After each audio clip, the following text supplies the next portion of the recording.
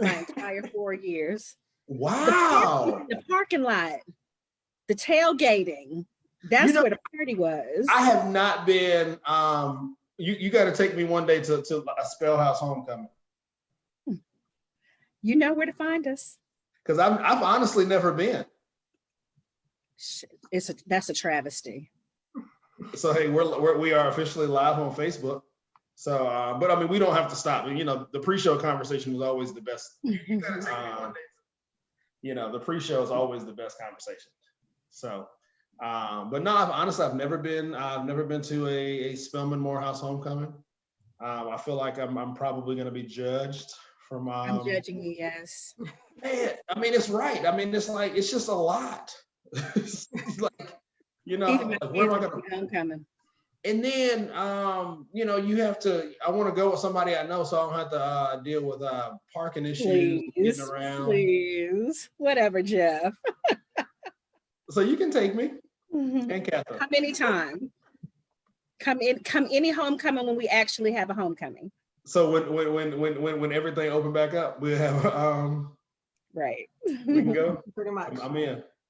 So I'm going to share this in a couple places real quick, just to make sure,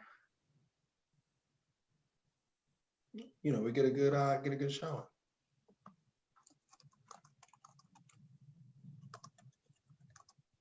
So at Charmagne.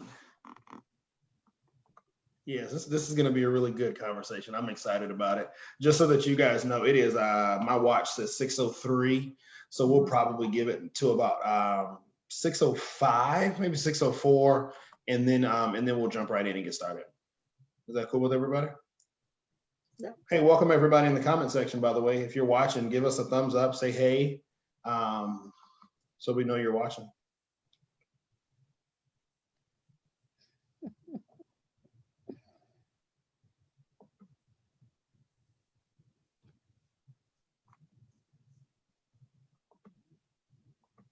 So Charmagne, how does it feel to not be on the board anymore and to have some life back? Well, I miss you guys. Also, you know, I do miss being with everyone, but I don't know that I have any more free time working at a hospital system in the middle of a pandemic. Right. So how was that? How's that transition going? Yeah, it's a big deal. It's a lot going on.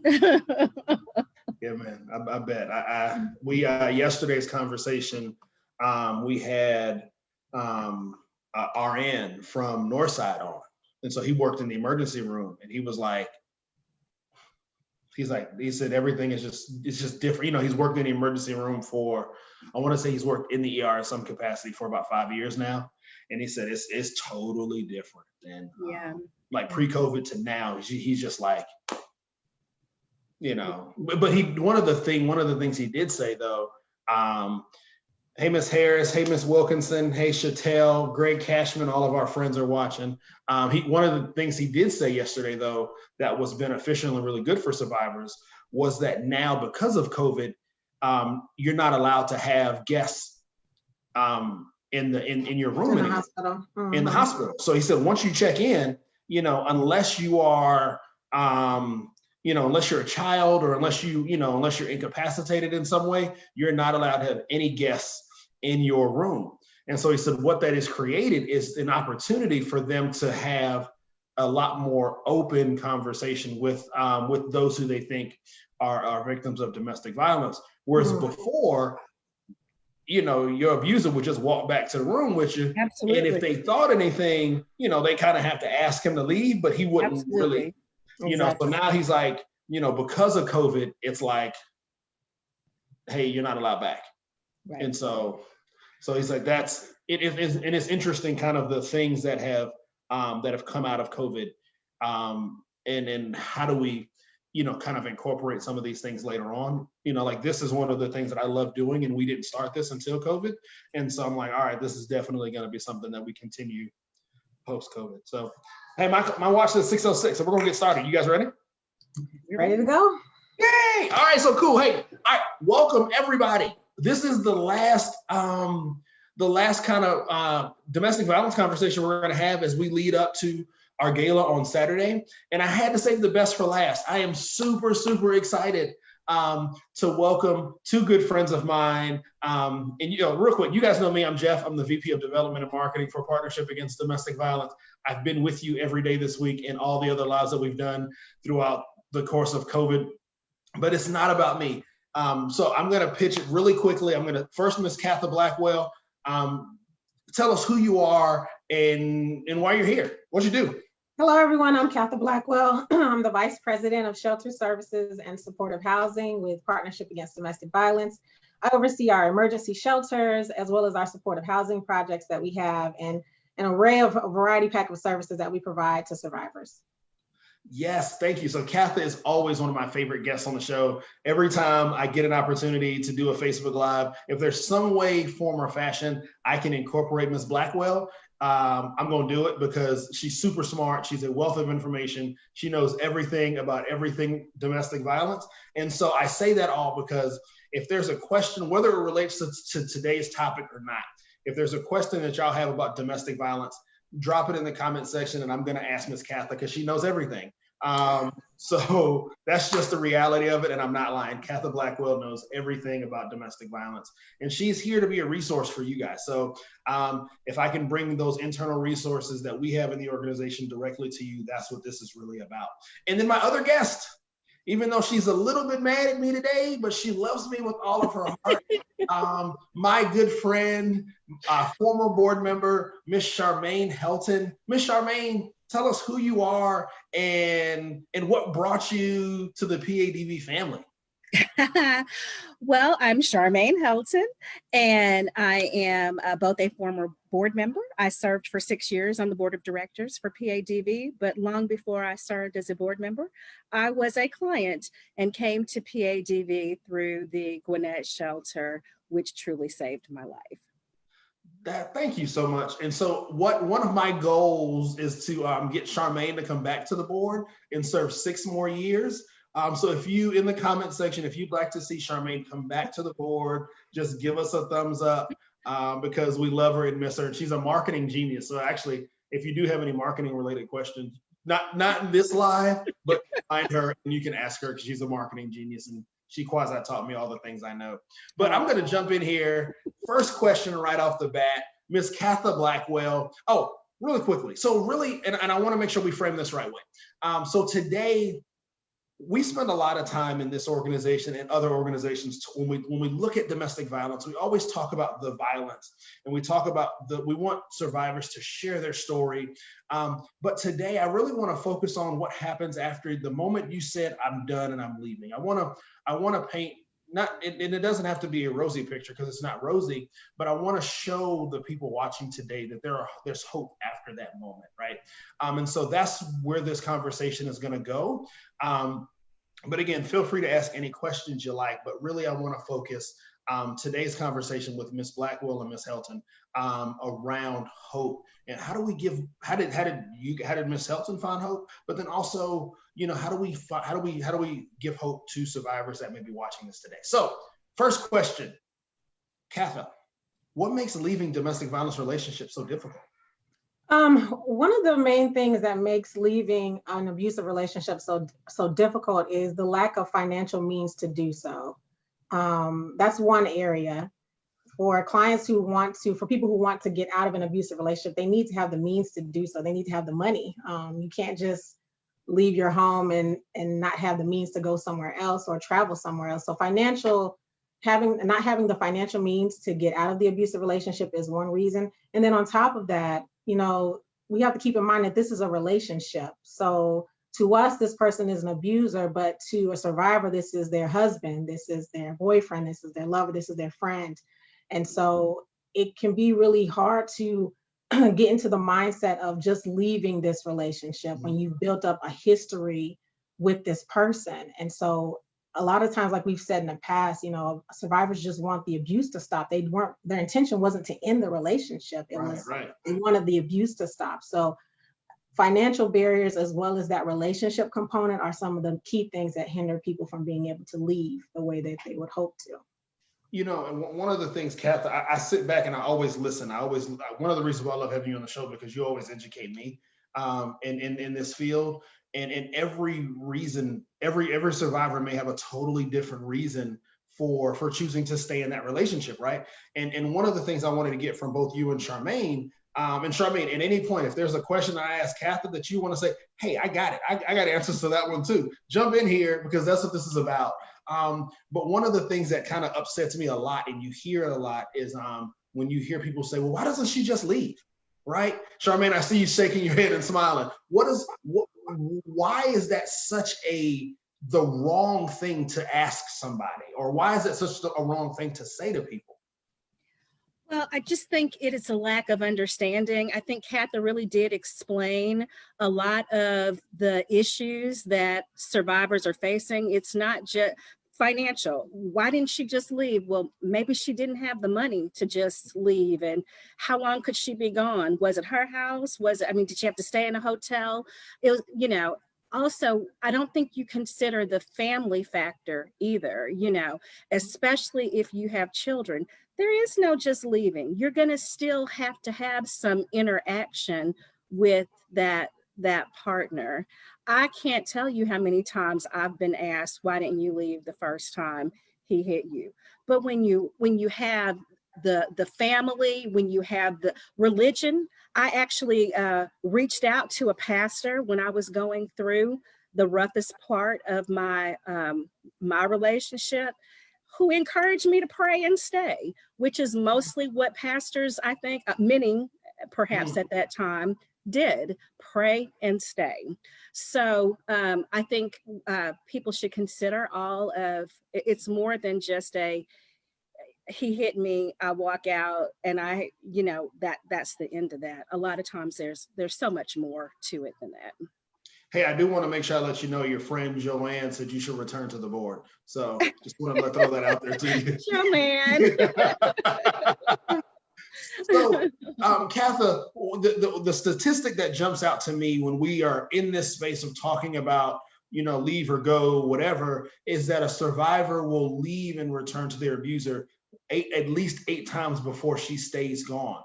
Mm-hmm. What's happening there that's saying, hey, I got to go back? Break that down. So one thing that a lot of people don't realize is that survivors are really strong people. However, it's the level of hope that they need in order to continue to move forward from this relationship.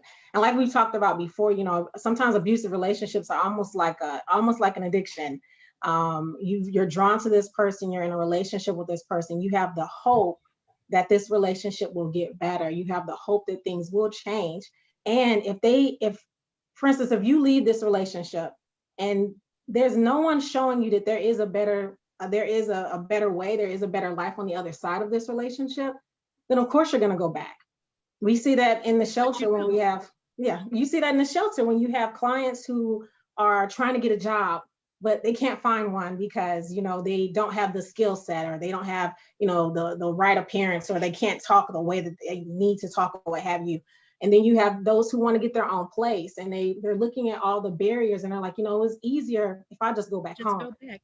Let's just go back, because I know that area. I know I have a place to stay. Yes, I'm with an abuser, but at least I have food I have food. I have, I have clothes. I know what's going on. I'm familiar with that environment versus this unknown place. Because even when clients are coming to the shelter, they're not in the mindset of, oh, let me get a job and a place to stay and a car and all these things. They were just running from the abuse. And then when they come to us, it's like, hey, while you're here, I need you to focus on a job, a place to stay, all these, and that wasn't the mindset when they came in. They were just trying to get to a safe place. And so, they're just trying to survive. So the whole going back piece is, I'm not sure if I'm ready to be without this person. And so it's so important for agencies like ours to help them process that and not judge them when they return, because it's a process. With anything that you're trying to get out of or break free from, it's a process. It's not just cold turkey. or we're just cutting this person off. It's a process. So that's that whole going back and forth thing with, 7 or 8 times. And it's not just the person, it's the fact that it's the whole lifestyle. If you are in a family and you're used to going to events or, holidays, whatever, and now that's a change. You have to change the way that everything about life changes. And I do think we should be more understanding of how hard it is for people to make that change, to change everything about their lives in order to get a new one and to get free. I do think we know the average victim has to try to leave 7 to 8 times. I personally tried 3 times to leave before I actually successfully made that big change. That big leap, right? Yeah, this is an amazing conversation already. And and it's interesting because one of the things that Nancy has said when we've done this is, instead of asking why doesn't she just leave, why don't we why is it victim or survivor centered? Why are we not asking the abuser, why do you keep abusing your loved one, right? Like, isn't that the better question to ask, instead of blaming it? Essentially, to me, why doesn't she just leave? Puts too much onus on the survivor to change her circumstances, insteed of the abuser being the one that's the aggressor or the problem in the relationship. I'm sorry. Jeff, Jeff, you're just I'm preaching to that is exactly it. It baffles me as to how we have developed a society that teaches survivors how to run instead of abusers being held accountable for their actions. Because it's not fair for someone to abuse you and now you have to run, now you have to leave your home, now you have to start over.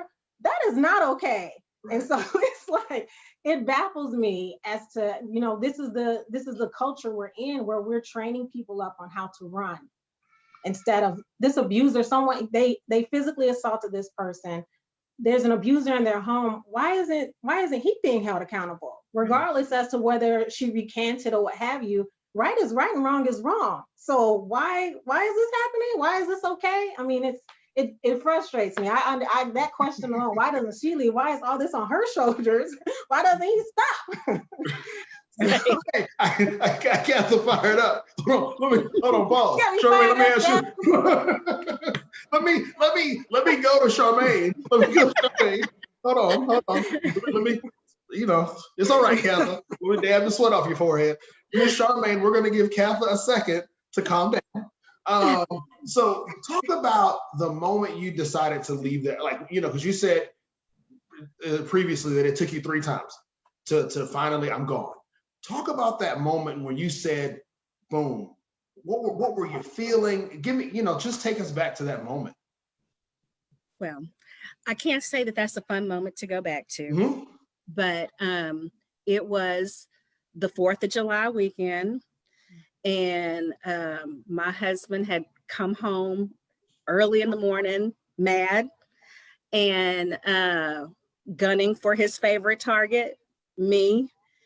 And I don't even remember what the argument was about. All I remember is having his hands around my throat and my back against the wall, and looking at the door of my bedroom and seeing my 2 kids, who were just 1 and 3 at the time, sitting there silently watching us. They weren't saying anything. They were just watching. They'd seen it before. And at that moment, I thought to myself, I don't want my daughter to grow up thinking that this is how she's supposed to be treated. And I don't want my son to think that this is how you're supposed to treat women. And so that was the moment I said, I don't know what I'm going to do. I don't know where I'm going to go. I just know that I can't stay here. And then what was it that led you to PADV then? So that weekend he was arrested. Neighbors actually called the police, and he was arrested. And I knew when he got out, it would be a problem for me. And I didn't know where I was going to go. I packed one suitcase for myself and my two children and put it in the car and went to work, dropped them off at daycare and went to work, didn't know what I was going to do. But I actually, I work in HR, and I actually called the employee assistance program at my job at the time, the EAP. And believe it or not, when I called the EAP and I started, I told the counselor who was talking to me that I just needed someone to talk to. And he said, you need to go to a shelter. I said, well, what do you mean I need to go to a shelter? I'm not a battered woman. What are you talking? Battered women that's not me. Right. I'm college educated. I came from a good, loving 2-parent household. Mm-hmm. I've never seen domestic violence. What do you mean I'm going to a shelter? And he said, yes, ma'am, you need to go to a shelter, and I'm going to put you on the line. Hold on. And that is how I ended up talking to a PADV counselor, intake coordinator, who said, yes, you need to be here. And it was the best decision of my life. It truly changed my life. And now you have a daughter that is a second year. Is it second or third? I get lost. Sophomore at Alabama. Yes. And you have a son that's getting ready. So you're going to be an empty nester soon. If I could just get them out my house. Hey, you got to provide people. Katha and I both have young kids. You're not giving us any hope for getting these babies out the house. Hope. Man, I just need a little. Today is about hope, Charmagne. I hope the years go as swiftly for you as they did for me. Man, they're going by quick. Charmagne, you told me, I've gotten to know you since I've been at PADV, and one of the things that I've heard you say when you've shared your story other places is that the best night of sleep that you had was the first night that you and your children, y'all slept in a twin-size bed together in our old shelter, in a bunk bed. And you said that was the best night of sleep that I had ever gotten. It was. I mean, the first night, shelters, even the best shelters, like what PADV has, are still shelters. They're not home. Mm-hmm. And the first night there, I almost left. It was noisy. There's all these people. We didn't know anyone. You don't have your TV. You don't have everything that you're used to. Mm-hmm. But the first night in the shelter, I always say nobody comes to turn the sheets down. Nobody came to turn the sheets down and left them in on my pillow. But that night, I slept with my daughter laying across my back and my sweet baby son curled under my chin. And it was the best night of sleep I'd had in 4 years. Wow. Just hearing you say that, I can hear the sincerity in that. And then I also think about myself with a 7-year-old and a 1-year-old. I'm like, that doesn't sound like good sleep. When they come and get in my bed, that's not good sleep, right? But no, it's so much better than being dragged out. That's what I'm saying. I feel like you can hear the sincerity in your voice, and you can hear somebody said, help someone with your authenticity. And so I think that's what you're doing. And I appreciate you for sharing that. You know what, Charmagne, when I take people on tours at our Gwinnett shelter and we go into the kitchen and they see your name, I always tell them, like, this is an example of what you can have. If it's a client, I'm like, her story is an example of where your life could be, where you can, be that entrepreneur, be that person, be that one who's providing for their family after you've gone through this. So just make sure when you see that name is a name of hope. Yeah. You too can be there. So your story, it impacts people every day when they walk into that kitchen. Yeah. Let me tell you, every tour I give, it doesn't matter if it's a donor or a client, it doesn't matter. We're stopping in that kitchen, and I do a very horrible job of telling my favorite portions of your story. Namely, like it's the cornbread story, right? It's that cornbread slid right out the pan, and everybody was silent. Like cake. So I like that kitchen literally means hope for so many people. Because I just imagine, from Katha's perspective, like she said, all of those women and kids that are every day walking through that kitchen and seeing Charmagne Helton on that wall every single day. And then me knowing what that name means, that's powerful. And that's going to live forever. Like we could move the building, a mile down the road, and that sign is going to come with us from that kitchen to this, because it means too much. It means to, like, it's literally hope in that kitchen every time somebody walks in there. They're being bathed in your strength. And so that thing is going with us wherever we go. So Charmagne, I love you. That's not even the end of the conversation, because I have more questions. That would have been an awesome note to end it on, but I'm not. So Charmagne, could you talk to us just about your recovery process? Like, what was the hardest part about that process? So you guys are both parents. Being a parent isn't easy when you have two fully committed, dedicated people into it 24/7.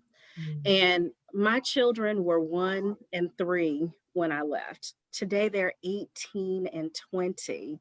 And being a single parent for such a long time and being responsible for everything, that is hard, y'all. I mean, that's hard. And doing it while you're trying to rebuild, and when you're starting from scratch, that's a challenge too. And I'm very thankful for the foundation that my time at PADV gave me to help put me on the right track. But also, I couldn't have done it without my family and without my faith and without my friends, all of those working together to really help to be a support system. And, I'm a firm believer also in therapy. I participated in sessions. I participated in group sessions when I first left the shelter. And I think it's really important to go talk to somebody, y'all, when you need some help. Katha, can you talk about really quickly, because Charmagne hit on it, she talked about some sessions that how do we help when survivors are with us in shelter or in supportive housing or wherever, right? As long as they're in our care, how do we help survivors recover? Well, one thing is we assign each client with an empowerment advocate who helps them navigate through their goals and different things they want to achieve. And the same thing goes for our supportive housing clients. They too get assigned to a supportive housing advocate who helps them navigate through the life's ups and downs as they continue to have their own place to stay in. But we also have therapy services that are free of charge. And this is not just for people in the shelter or those in supportive housing. It's for anyone, even in the community, who just wants to talk to someone to process everything they've been going through. And we try to put therapy services at the front when they come into shelter. We try to introduce them to those services so that way they're aware of what's available to them. So that way they can continue to navigate through trying to figure out this roller coaster ride. There'll be so many times that we have clients in the shelter who will tell us how one day they're happy, one day they're sad, one day they're going through all these things. They're literally grieving over this lost relationship, over the abuse that they've endured. And so having those therapy services, being connected and going to support groups is so critical to moving forward and addressing those things that you endured. And a lot of times the empowerment advocates can't necessarily go to the deeper ends of the work that needs to be done that therapy can provide. And so we try to make sure that they get connected to those resources, because it's not healthy to just keep going with business as usual, or I now have a job no, let's focus on the emotional piece and how this relationship has impacted you emotionally, so that way you can start healing. So yeah. one of my favorite things that we have now that I don't think we had when you were in the shelter is our child advocate. And and our children and now I don't even know what the new program is called now, but I love our child advocates because, yes, we got to care for mom because she's in crisis. But I think about, that story, Charmaine, when you opened us up with, your babies are seeing it. And that's what that's reality for so many of our survivors is their kids are seeing it, they're witnessing it. And so we have to have that same advocate, that same person who's there, that's going to be there for the mom. We have to have that same or another person there for the kids. And so the child advocate position for me is it like that's where my heart is. I love when the kids get off the bus and after school and I'm at the shelter. If I happen to be at the shelter, I love to see them walk in, well, pre-COVID, right? And see them literally tackle the child advocate, whether that's because they love them or they want candy. That's irrelevant to me. It's that relationship that I think is so important.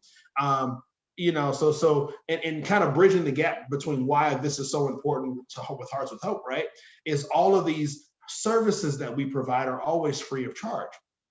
And the reason why we're able to provide counseling, or the reason why we have, a child advocate and an empowerment advocate and an advocate that just answers the phone and is because our largest fundraiser is successful, right? I mean, that's the nuts and bolts of it. Our kids go on field trips. Our kids have toy closets so that they can celebrate their birthdays while they're with us. They, like this sense of how do we as an organization, while a family is in our care, provide as much normalcy as possible.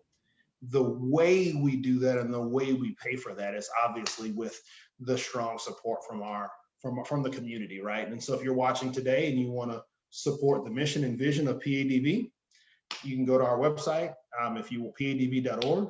If you want to support the gala, which is Saturday, is our virtual gala, first ever virtual gala, free of charge. Go to heartswithhopegala.org. Super easy, heartswithhopegala.org, and you can support us that way. So, man, so Charmaine, where did you find the hope? Where did you like what place, at all that you went through, right? Where were you able to find that hope to endure? Well, I am a faithful person, so I have to say that, my faith did give me a lot of strength. And being a parent, looking at your kids and wanting better for them, I wanted better things for them, and not to grow up in an environment where there was constant chaos and conflict. So I guess my hope was looking at my children and wanting something better than what they had. So I want to ask Katha a similar question, but I do want to point out that Miss Mimi in the comment section said we need more of this on social media. So Mimi, I will say that Charmaine originally told me no, she didn't want to do this, and so I had to beg to get her to do this, and she's like, no, I don't want to do it. And her and Katha are doing such an amazing job. So boom. Miss Mimi agrees with me that we need more of you on social media. Thank you. So, but you have to understand, this is a hard story for people to tell. I get it. But you're doing an awesome job and you're rocking it. So more of this on social media, like Miss Mimi said. Listen to Mimi, don't listen to yourself. Miss Katha, I asked, we talked about, how did she find that hope? How are other survivors where are they pulling this hope from when they're in shelter, when they're in supportive housing, or when they're in court getting a temporary protective order? Where does that hope come from? I believe that level of hope comes from wanting peace. And like Charmaine said, if they have children, wanting better for them and wanting better for themselves. I mean, I can only share a little bit of my story when it comes to when I was growing up in an abusive home as a child. I just had hope that my life would be better. And so that's what gave me the drive to, pursue greater things, is that, I know that I can have a life of peace I just have to pursue that. And I think that's where our clients get that hope from. They know that there is a life of hope out there. There is a life of peace.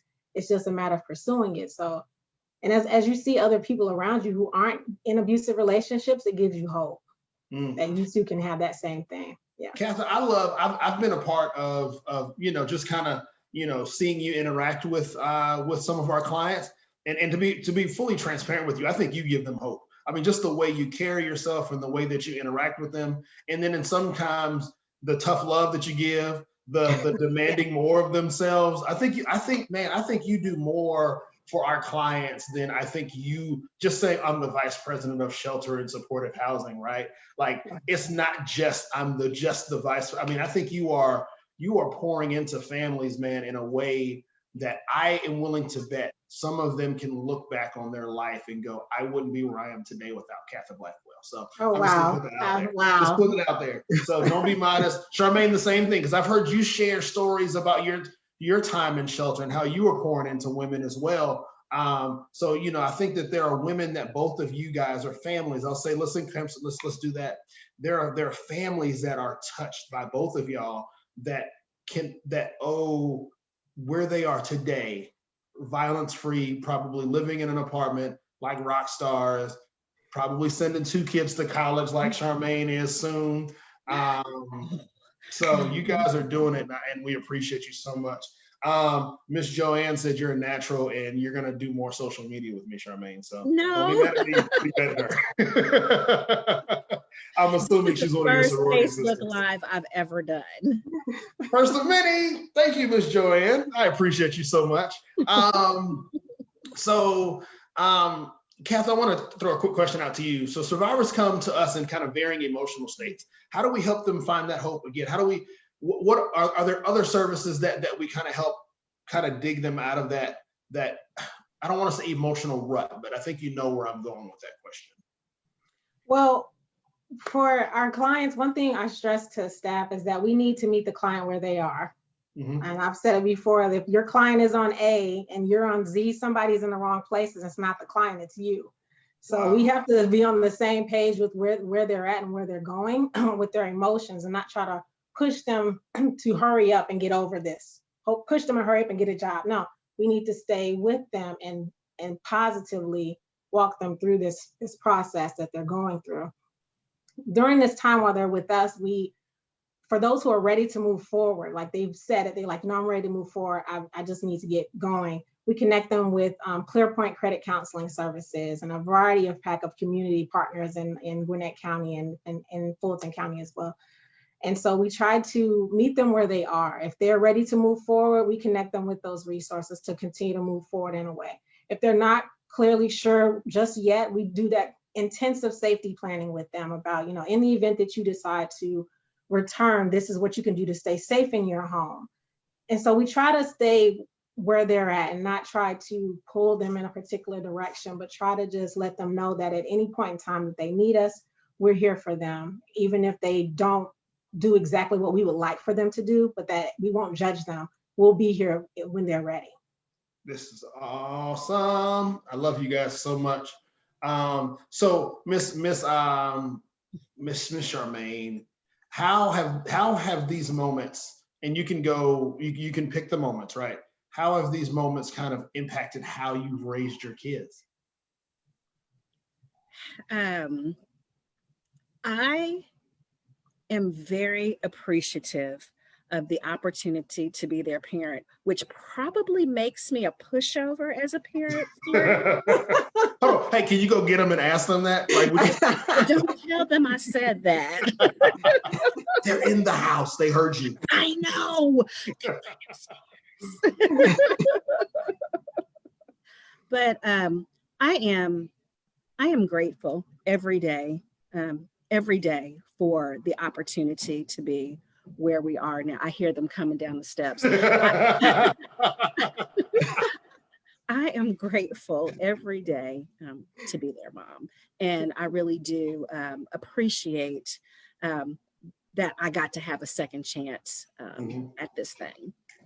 Yeah, and they both come to the gala, which we love them. And hopefully one day soon, I'll get to go and visit the oldest one for a special ceremony that happens at Alabama. We won't go into too many details about that. That'll be awesome. I can't wait to do that. So let me tell. So Charmagne, tell me, how do you talk when somebody approaches you for help and they're a survivor, right? What do you say? How do you help? What do you do? So I think Katha kind of hit on this, and the first step is to just listen. Sometimes to understand, and a lot of times survivors just need the opportunity for people to hear them and validate their experience, to let them know that what they're going through, they're not the first person to go through this, and that there is hope, there is light at the end of the tunnel. So I try to listen first and offer resources. I always send everybody I talk to PADV. I'm sorry, y'all, but and I do get a lot of phone calls. I went to a women's college, and my phone number is circulating through some of our grapevines, and I get quite a few calls from victims who need help and want to know what to do next. And PADV's website has a ton of resources for people who may not quite be ready to leave but want to learn. I always refer people there to see what PADV does offer, so that people know what help is available. But beyond that, I just try to listen and try to. That's my son. I'm sorry, y'all. No, he's just hungry. He's like, Mom, what time you gonna be done? It's dinner time. Right. They're trying to get in the kitchen, and I'm blocking. Baby, it's all. Go ahead and get your food, baby. It's all right. Let's tell your mama you can eat. Don't let her tell you can't eat.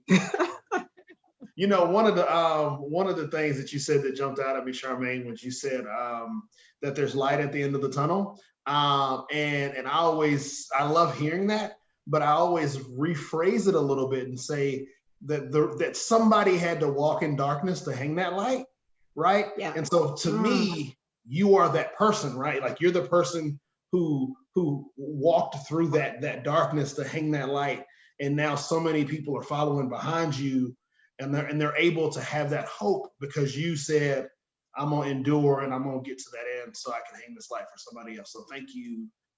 Well, I appreciate you saying that. I don't see that somebody hung that light for me and I just followed. But I appreciate you saying that, Jeff. And I do hope that I do help somebody along the way.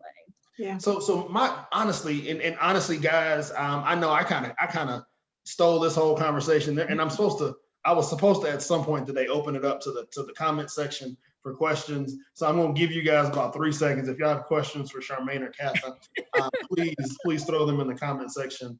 We love to interact with you that way. But I ask both of my guests the same question as we close. The close for my portion of it is let's assume that there's a survivor watching today. And Katha, I'll ask you this question first. What do you have to say to that person that's watching, that's in an abusive relationship right now? There is hope. There is life without this abusive person in your life, where you can have a life of peace. It is going to take some work. I'm not going to promise you it's going to be easy. It's not going to be easy. However, we're here for you.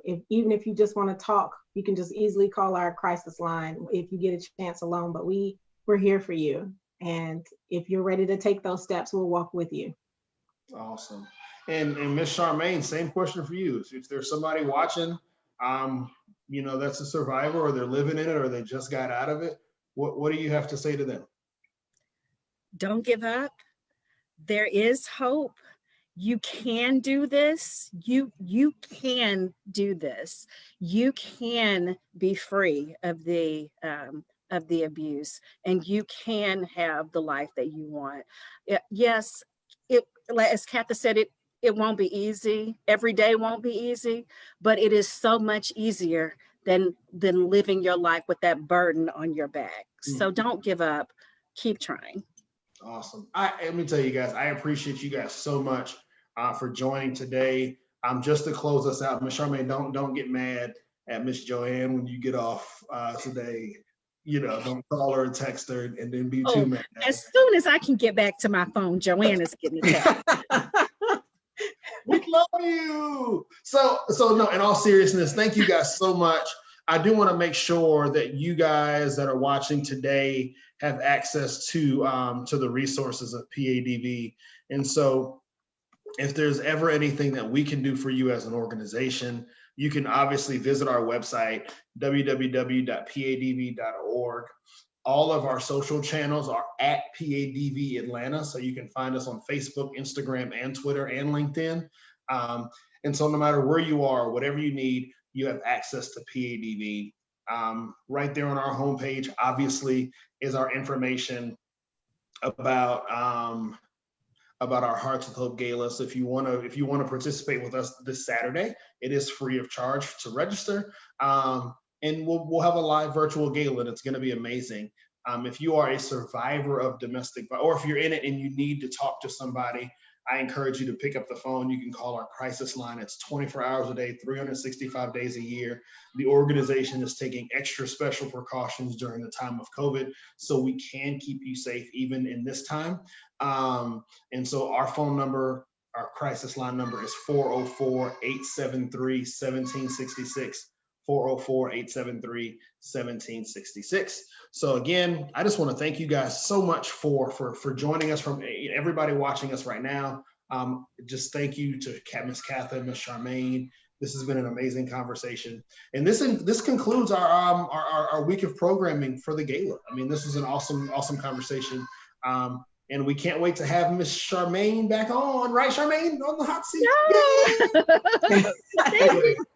Hey, again, thanks everybody. This is super fun, super fun. You guys have an awesome day out there in Facebook world. Y'all have a great day. Bye.